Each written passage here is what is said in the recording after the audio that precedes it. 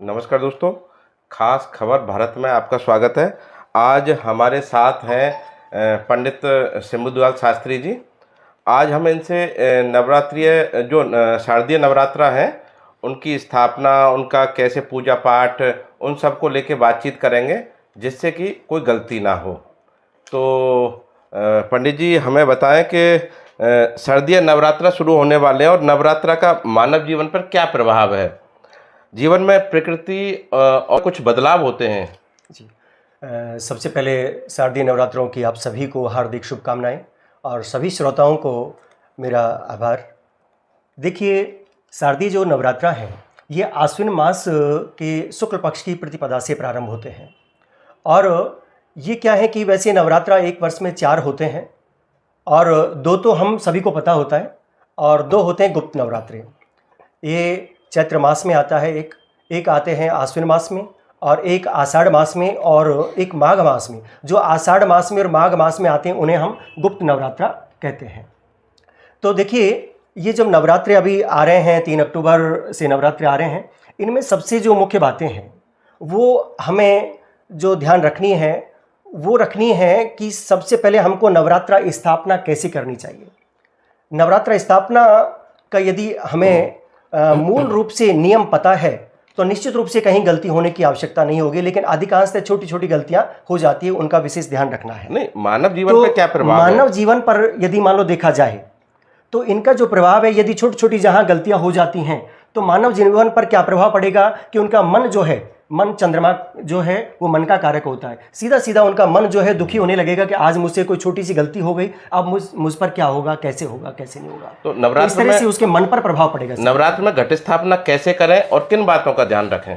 देखिए, घट स्थापना करने के लिए सबसे पहले तो मैं आपको बताना चाहूँगा कि अपने घर में एक साफ सुथरा शुद्ध चौकी स्थापित करें और चौकी लगाने के बाद में उस पर एक लाल सफ़ेद वस्त्र स्थापित कर दें, वो बिछाएं।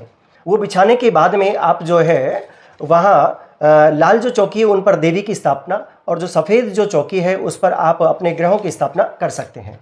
और साथ में घट स्थापना का विशेष महत्व होता है। घट स्थापना शुभ समय में हमें करनी चाहिए। और घट स्थापना हम कैसे करें उसके बारे में देखो, सबसे पहले मैं आपको बताना चाहूँगा कि मिट्टी का जो कलश होता है उस कलश को लेकर के हम जल से भरेंगे और जल से भरने के बाद में हम उनमें यानी कि सामग्री रखेंगे, द्रव्य छोड़ेंगे और रौली मोली चावल बतासा और वस्त्र से उसको यानी कि बांधेंगे।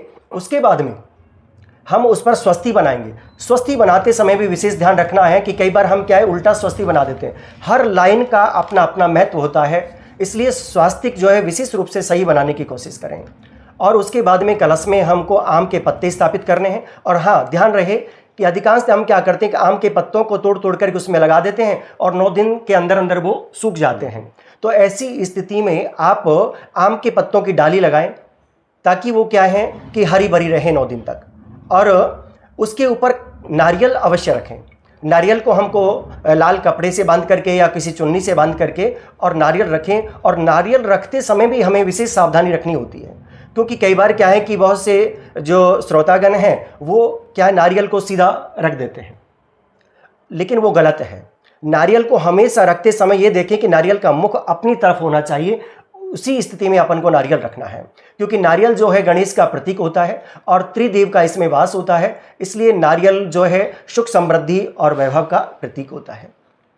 तो इस तरह से हमें क्या है कि कलश स्थापना करनी चाहिए। और कलश स्थापना धरती में हमें कलश नहीं रखना चाहिए, उसके नीचे कोई धान या गेहूँ वगैरह रख करके और हमें कलश को स्थापित करना चाहिए। और साथ में हमें जो जौ है वो जौ बोने का भी बहुत विशेष महत्व होता है। नवरात्र जवारे का क्या महत्व है? जी, तो देखिए, जौ हम जब बोते हैं तो माना जाता है कि जब ब्रह्मा जी ने सृष्टि की रचना की थी तो सबसे पहले वनस्पतियों में जौ की उत्पत्ति हुई और इसे ही वनस्पतियों का पहला जो है यानी कि धान माना गया। तो ब्रह्मा जी ने उसी समय से क्या है कि जौ को हर पूजा में प्रथम लिया है उन्होंने। और जौ को इसीलिए हम क्या है कि सबसे पहले हवन में भी या अपने जो देवी की नवरात्रा होते हैं उनमें हम उगाने का काम करते हैं। और हाँ, दूसरी बात ध्यान रखना कि कई बार हम जब जौ उगाते हैं तो उस स्थिति में क्या है, कई बार जब जौ नहीं उगते तो मानो कि वहाँ कुछ या तो हमसे कोई गलती हुई है और या फिर क्या है कि हमारे यानी कि ग्रहों की कोई परेशानी है, सूचक नहीं है। और कई बार जब जौ सफ़ेद या हरे उगकर आते हैं तो वो हमारा सुख सौभाग्य और यानी कि शांति का प्रतीक होता है। जी, घट स्थापना में दिशा का कोई ध्यान रखना है, किस दिशा में घट स्थापना करनी है? देखिए, घट स्थापना करते समय शास्त्रों में बताया गया है कि जब हम पूजा करते हैं तो पूजा करते समय पूजा करने वाले का जो मुख है वो पूर्व दिशा में होना चाहिए, और पूर्व दिशा में यदि आपका मुख नहीं हो पा रहा है कारणवश, तो हमको उत्तर दिशा में पूजा करने के लिए बैठना चाहिए। ये ध्यान रखना। 9 देवियों के 9 दिन निर्धारित हैं जी, तो इनके भोग अलग अलग लगेंगे या कोई अलग अलग प्रावधान है इसमें पूजा में? देखिएगा, नवरात्र जो होते हैं उनमें 9 देवियों के अलग अलग रूप हैं। देवी एक है लेकिन रूप उनके अलग अलग जी। है ना। किसी का जैसे शैल पुत्री है, किसी का ब्रह्मचारिणी है, किसी का चंद्रघंटा है, तृतीय जो है अपना कुष्मांडा, स्कंद माता, कात्यायनी, कालरात्रि, महागौरी, सिद्धिदात्री, इस तरह से इनके 9 रूप होते हैं। जी जी जी। इनके क्या है कि केवल रूप जो है एक है, लेकिन देवी एक है, रूप अनेक है इनके। जी। तो हम भोग एक भी लगा सकते हैं। जी जी, है ना। ऐसा नहीं है कि अलग अलग रूप में हम, शास्त्रों में बताया भी गया है कि हमें शुद्ध सात्विक भोग ही लगाना है। शुद्ध सात्विक रह करके हमें स्वयं को शुद्ध सात्विक होना है, और विशेष तौर से नवरात्रों में तो हमको पवित्रता का विशेष ध्यान रखना है इसमें। जी। नवरात्रा में व्रत करना जरूरी है? अगर जरूरी है तो क्यों, क्या महत्व है इसका? देखिए, आपने बात की व्रत करने की, जी। तो मैं आपको बताना चाहूंगा कि व्रत करना ये नहीं है कि हम भूखे रह करके और भगवान का भजन करें। जी जी। व्रत का मतलब है नियम। जी। व्रत का मतलब केवल नियम है, और नियम हर व्यक्ति के अलग अलग होते हैं।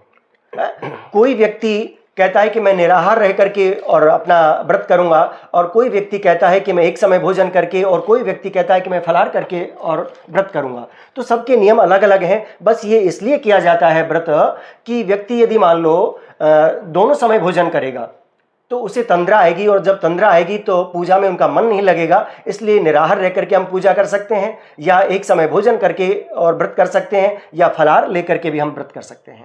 व्रत कब और कैसे खोलें, इसके भी कोई नियम है क्या? देखिएगा, व्रत के नियम है। व्रत करने के का नियम जो है आपने पूछा है, तो उसके लिए मैं बताना चाहूँगा कि सबसे पहले तो हमें जिस आस्था को लेकर के, जिसकी हम भक्ति कर रहे हैं, उनकी हम पूजा अर्चना करें। उनकी पूजा अर्चना करके, और उसके बाद में हमें क्या है कि जिस उद्देश्य से हम जो व्रत कर रहे हैं, या जिस उद्देश्य के लिए हम भक्ति कर रहे हैं, उस उद्देश्य को ध्यान में रख करके हमें पूजा अर्चना करनी चाहिए। लेकिन अनेक हमारे जो यजमान होते हैं ना, वो अनेकों बार गलतियां कर जाते हैं। कई बार क्या है कि परेशानी होती हैं, और वो क्या लगातार पूजा करते रहते हैं, थक जाते हैं, और भगवान से आस्था के यानी कि उनकी कम होने लगती है। तो वहाँ क्या है, गलती हम कर रहे हैं। वो ऐसी स्थिति में क्या है कि हमको संकल्प का विशेष ध्यान रखना चाहिए। जी। संकल्प लेकर के कि हम किस देवता का पूजन कर रहे हैं, कौन कर रहा है, क्या नाम है, क्या पिता का नाम है, क्या गोत्र है, और किस उद्देश्य से पूजा कर रहे हैं, किस उद्देश्य के लिए हम व्रत कर रहे हैं। तो वो बहुत जरूरी है। आपने देखा होगा कि जब हम पूजा करते हैं तो पूजा स्थल पर या तो हमको निद्रा आने लगती है, या आलस्य आने लगता है, या उबासी आने लगती है। तो ऐसी स्थिति में क्या है कि ये निद्रा आदि योग माया है। ये क्या है, उस व्यक्ति को सुला करके, और स्वयं क्या है कि भगवान की भक्ति में लीन होकर के और अपना कथा प्रवचन सुन करके चली जाती है, और उस जो व्यक्ति पूजा कर रहा है वो रह जाता है। इसलिए संकल्प लेना बहुत जरूरी है। तो संकल्प के बिना क्या है कि हमारी जो पूजा है वो प्रभावशील नहीं होगी। अब पूजा करने के बाद में अपना समय निश्चित करें कि हमें भोजन, जैसे भोजन जो है वो दोपहर बाद में हमें भोजन करना चाहिए। जी। हाँ, और दूसरा इसमें क्या है, एक नियम का विशेष ध्यान रखना चाहिए कि हमें व्रत के समय सोना नहीं चाहिए। जी।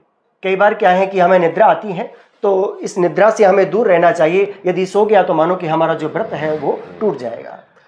नवरात्र के 9 दिनों में क्या वर्जित रखें और किन बातों का ध्यान रखें? देखिए, नवरात्रि करते समय हमें विशेष रूप से वैसे तो अनेकों नियम होते हैं, लेकिन मुख्य नियम की यदि हम बात करें तो नवरात्रों में एक तो शुद्धता की। जी। शुद्धता में ये नहीं कि हमने हमारे शरीर को शुद्ध कर लिया, स्नान कर लिया और हम शुद्ध हो गए। शुद्धता में हमारे मन को शुद्ध करना भी बहुत जरूरी होता है। मन को पवित्र करना भी बहुत जरूरी होता है। ये नहीं कि मन से यदि हमने क्या है कि कोई भी गलत शब्द कहे, कोई अनैतिक कार्य किया, और गंगा स्नान जाकर के हमने गंगा स्नान कर लिया, हम शुद्ध हो गए, नहीं। वहां गंगा स्नान करके आपने अपने तन को पवित्र किया है, न कि मन को पवित्र। मन पवित्र होना, जब मन पवित्र होगा तो ही आपका पूजा में मन लगेगा, तो ही उसका फल मिलेगा। दूसरा क्या है कि लहसुन प्याज का भी क्या है कि इसमें विशेष ध्यान अपन को रखना है। लहसुन प्याज और बैंगन इत्यादि का सेवन नहीं करना है। लोग बाग व्रत तो रखते हैं जी, लेकिन गुटखा खाते हैं कि गुटखा का कोई परहेज नहीं है और हम व्रत हैं। नहीं, देखिएगा जब हम पूजा करते हैं तो सबसे पहले क्या है, आचमन करते हैं। 3 बार जल लेते हैं, केशवाय नमः, माधवाय नमः, नारायणाय नमः। जो आचमन लेते हैं वो आचमन लेने के बाद में भी क्या है कि कुछ लोग जो है अपने सिर पर हाथ फेर लेते हैं आचमन लेने के बाद में, वो भी गलत है। हम शुद्धिकरण के, शरीर को पवित्र करने, शुद्धिकरण के लिए ही अब आचमन जो कर रहे हैं वो मुख शुद्धि के लिए कर रहे हैं। जी जी जी। तो हमें क्या है कि आचमन लेने के बाद में हमें अपने हाथ पवित्र करना चाहिए, न कि हमारे ब्रह्म केंद्र को अशुद्ध करना चाहिए। और गुटखे खाने की जो आप बात कर रहे हैं, ये मैं इसको उचित नहीं मानूंगा। ऐसे समय में आप क्या है कि गुटखा यदि त्याग दें तो ज़्यादा अच्छा है। आपने अभी कुछ देर पहले बात की थी व्रत की, तो एक व्रत ये भी ले लें कि मैं 9 दिन तक गुटखा नहीं खाऊंगा, ये भी हमारा व्रत है। तो नवरात्र में जमीन पर सोना जरूरी होता है या बेड पर सो सकते हैं? देखिएगा ऐसा है कि वैसे हमारे शास्त्रों में तो बताया गया है कि पृथ्वी पर सोना बेहतर होता है ना। यदि किसी को कोई किसी तरह की कोई पीड़ा है, पृथ्वी पर नहीं सो सकते, तो ऐसा व्यक्ति क्या है कि गद्दों पर सो सकता है, लेकिन वो गद्दे क्या पवित्र होने चाहिए, अशुद्ध नहीं होने चाहिए।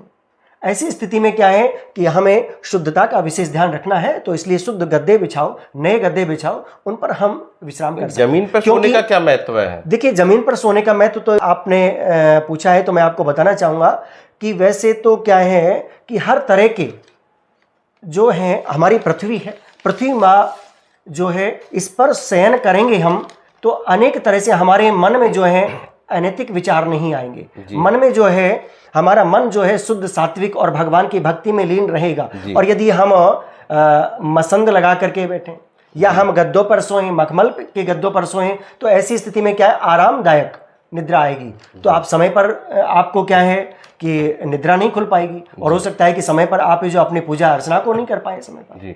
तो इस विशेष बात तो क्या है, इनका भी आपको ध्यान रखना है। दीप प्रज्वलन कैसे करें और दीपक हमारे लिए क्या संदेश देते हैं? देखिएगा, हमारी पूजा में दीपक का भी बहुत विशेष महत्व है ना। बिना दीप प्रज्वलित के तो क्या है कि कोई भी किसी तरह की हमको पूजा जो है वो नहीं करनी चाहिए और निसार्थक होती है। दीपक क्या है कि अग्नि देवता जो है, अग्नि को साक्षी लेकर के हम पूजा करते हैं।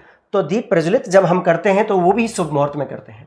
शुभ मुहूर्त में जब हम दीप प्रज्वलित करते हैं तो प्रभु से यही निवेदन करते हैं कि भो दीप देव रूपत्वम कर्म साक्षी है विघ्नकृत, यावत पूजा समाप्ति न स्यात् तावत सुस्थिरो भवा।